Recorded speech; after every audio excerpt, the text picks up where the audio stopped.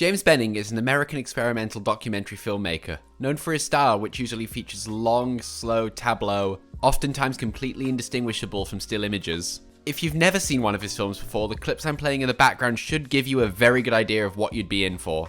Benning has been making films for over 40 years now, and he's a veritable avant-garde legend. So, knowing I'd be in his capable hands, I went to see his latest film, Allensworth, at this year's London Film Festival. And let me tell you, it was really bad. It was really bad. Experimental cinema at its worst.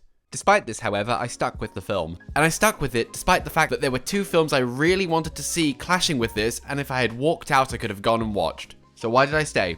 I stayed because this film posed an incredibly interesting question to me. Why was this film so unbearable while Benning's previous film, The United States of America, was so good? Both have the same style, the same near-abstract storytelling, and even an overlap in ideas. So why did these two films, which superficially could be called almost identical, provoke such different reactions to me? To understand this, we must start by looking at why 2022's The United States of America was so good. This is a soft remake of Benning's and Betty Gordon's influential 1975 film of the same name. While that featured uninterrupted shots of the back of their car, this one features 50 extended landscape shots. The shots are beautifully framed, and the 2-minute length means that while the film is undeniably slow, it's not frustrating to watch. But what makes the film really keep you hooked is the variety of shots. Urban decay, rural beauty, deprivation, industry, scientific achievement, sport, agriculture, a mix of incredibly simple and devilishly detailed shots. It's all here. And it's really interesting to see what Benning selects to represent each state. The film isn't simply a travelogue, however. While travel is definitely a theme here, and so is geography, that's only half the picture.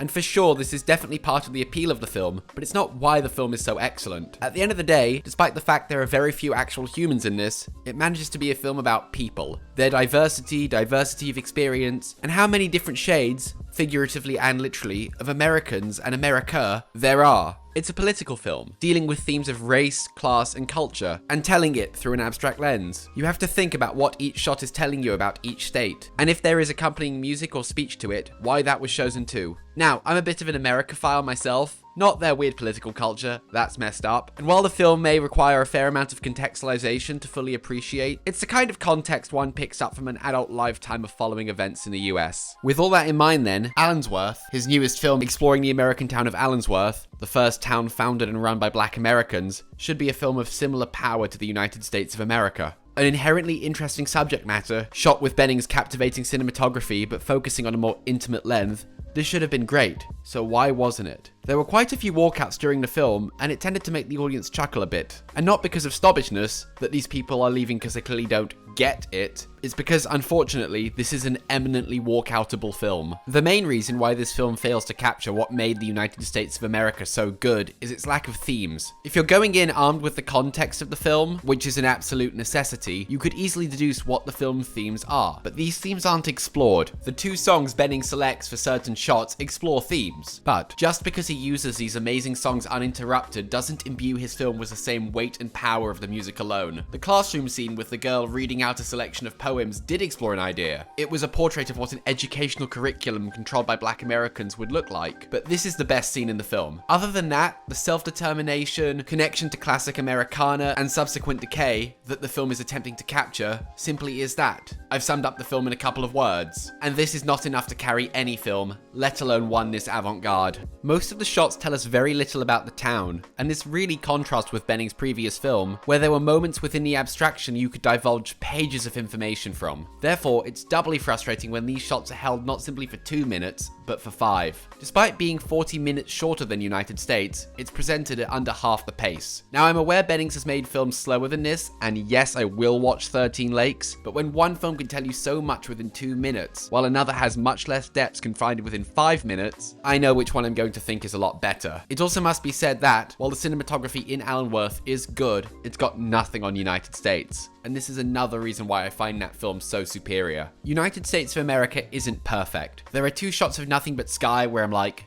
come on James, what are you playing at? But it's an incredibly layered and thought-provoking film, with an ending that I won't spoil, but it's absolutely goated. The reason this film is so much better than Allensworth, despite being so similar, is because form will only get you so far. Both films, even United States, could have been told much more traditionally, with more traditional editing, a faster pace, interviews, more people on screen as subjects, but United States uses Benning's style to its advantage in its exploration of America. Allensworth, on the other hand, loses something. By taking such an interesting subject matter and leaving the audience with only a superficial appreciation for it, he has done the story a disservice. United States didn't sacrifice storytelling for its style was the storytelling. Allensworth's style, the same style as the United States, actively harms the portrait of the town, leaving so much unexplored.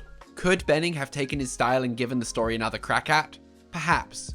Was this just too much of an intimate scope to properly utilize this form of filmmaking? I don't think so. But if Benning had focused on why he wanted to tell this story and what the audience is meant to understand from the film, I'm sure we would have had a much better documentary. As it stands though, this is a failure, and an unfortunate one at that. Though this film has by no means put me off Benning as a filmmaker, I can't help but be pained at the film's wasted potential. Unless you're a Benning superfan, I wouldn't even bother with this, but if you're up for a challenge, I would highly recommend United States of America. It's a real testament to the power of art that these two films can feel so desperate in terms of quality despite all their similarities, and not only shows the power of near abstract filmmaking, but that it's important to think about and critique films like this, as hard as it may be sometimes. Thank you for watching. If you enjoyed this video, please consider tipping me on Ko-Fi. The link is in the description, and also in the description is the link to my podcast, the Extreme Cinema Podcast. Thank you so much for watching this video. Please like, share, and subscribe, and I will see you all next time.